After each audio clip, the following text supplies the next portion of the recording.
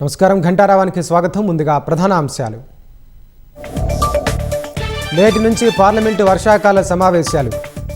అస్త్రశస్త్రాలతో సిద్ధమైన అధికార విపక్షాలు.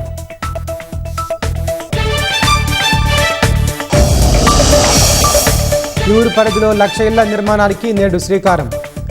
విధి విధానాలు ప్రకటించనున్న సర్కార్.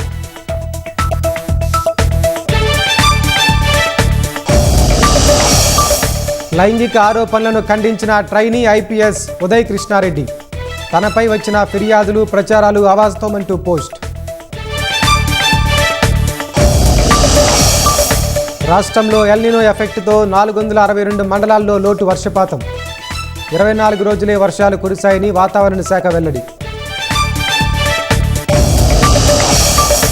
మహారాష్ట్రలోని వర్ధా జిల్లాలో ఘోర రోడ్డు ప్రమాదం. కారును ఢీకొన్న ట్రక్కు, 5గురు మృతి.